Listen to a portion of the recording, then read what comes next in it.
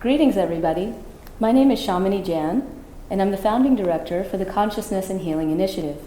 And today I have the great pleasure and honor of speaking with Sraddhalu Ranade from the Sri Aurobindo Ashram. Sraddhalu is a scholar, an educator, and a scientist. I'll be asking him some questions today, and I think we'll all look forward to receiving his answers. Sraddhaluji, thank you so much for sitting with me today. I'm wondering if you may have anything to say about the interplay between, what some may call the divine feminine, and where the philosophy sort of stands on the interplay with the divine feminine and some of the things that we're seeing in the world today. We're seeing all this interesting, activity that's happening with questions about gender and gender identity, and roles of gender in our place in the world. In the Indian tradition, we have the descriptions of conscious divine aspects, deities, and divine complementary feminine divinities, gods and goddesses, as we would use in the English language. But the Sanskrit word is more suggestive. It means beings of light. And there is a masculine aspect and a feminine aspect. But these are symbolic. It has nothing to do with gender.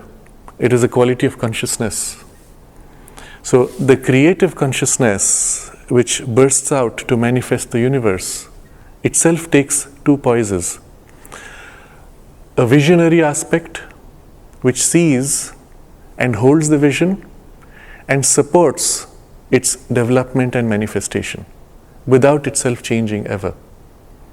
And then a second, which is a dynamic aspect that flows out of the first, becomes the energy of formation and manifestation, which actualizes the vision, gives to it form, and which is a movement of energy in constant flow to manifest. The first poise is called masculine symbolically, the other is called feminine symbolically. It has nothing to do with gender. It's just a term we use to distinguish two states. One supporting, witnessing, visioning, the other dynamic, manifesting, realizing. In a sense, nature attempts to capture this duality and highlight this distinction in the distinction between genders. But the distinction in the gender itself is fluid. In fact, each one of us has both aspects. When we are in the midst of any creative work, there's a period where we vision out, and then we flow into action, and then when something goes wrong, we stop, disengage, step back, review, and then again flow to make corrections. So both aspects are within us. But as a general tendency, nature tends to highlight one in the masculine, one in the feminine. But it's almost as if nature has said, okay, enough of this hard artificial distinction, and she is now beginning to just prove to us that we're not really bound to expressing just one aspect.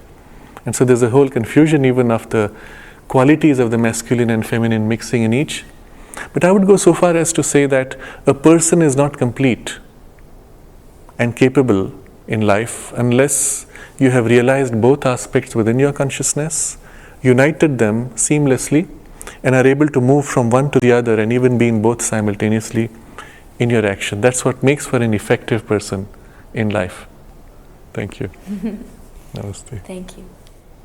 We have been listening to Sraddhaluji from the Sri Aurobindo Ashram, who has been sharing his wisdom with us today and will also be sharing it at the November 4th Summit, Consciousness and Healing Summit in San Diego.